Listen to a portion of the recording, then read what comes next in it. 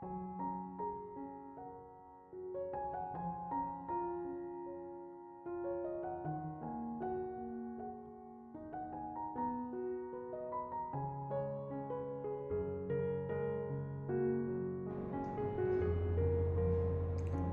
Ibu, saudara-saudari, adik-adik kaum muda yang terkasih, Shalom, berkah dalam. Apa kabar hari ini? Tuhan selalu ada menyertai Anda sampai detik ini. Mari kita rayakan itu. Hari ini kembali saya mengajak Anda untuk mendengarkan firman Tuhan. Mari kita siapkan hati kita. Tuhan bersamamu dan bersama roh. Inilah Injil suci menurut Santo Markus. Dimuliakanlah Tuhan. Pada suatu hari Sabat, Yesus masuk ke rumah ibadat. Di situ ada orang yang mati sebelah tangannya.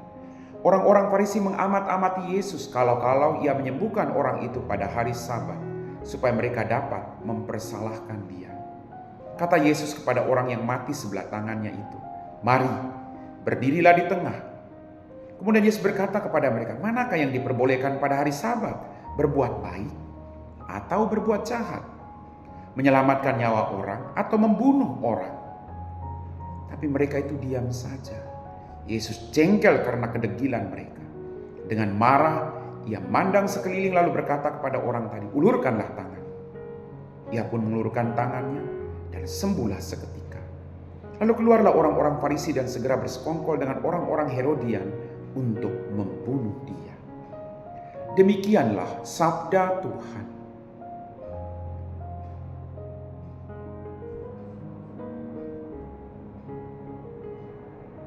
Bapak, Ibu, saudara-saudari, adik-adik kaum muda yang terkasih. Dalam bacaan Injil pada hari ini kita mendengar orang-orang Farisi mengamat-amati Yesus kalau ia menyembuhkan orang pada hari Sabat.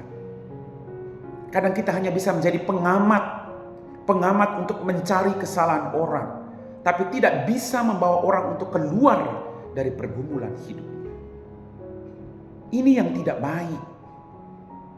Kita hanya bisa menjudge orang tanpa merangkul mereka dengan penuh belas kasih. Kita tidak menyembuhkan mereka. Maka Yesus mengambil tindakan yang nyata.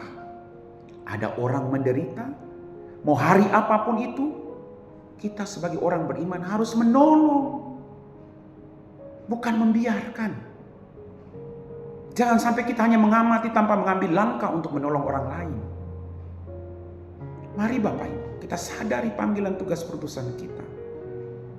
Bahwa siapapun harus diselamatkan. Hari apapun, semua hari diciptakan oleh Allah, dikuduskan oleh Allah.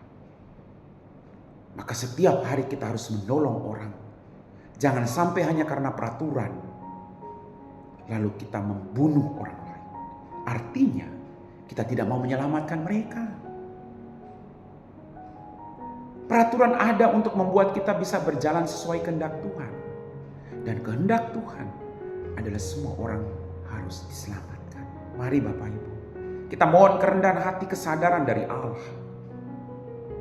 Membuka mata hati kita agar kita tidak hanya menjudge orang, tidak hanya melihat kesalahan orang, tapi berjuang untuk merangkul mereka, menyembuhkan mereka, dan membawa mereka kepada Tuhan. Amin.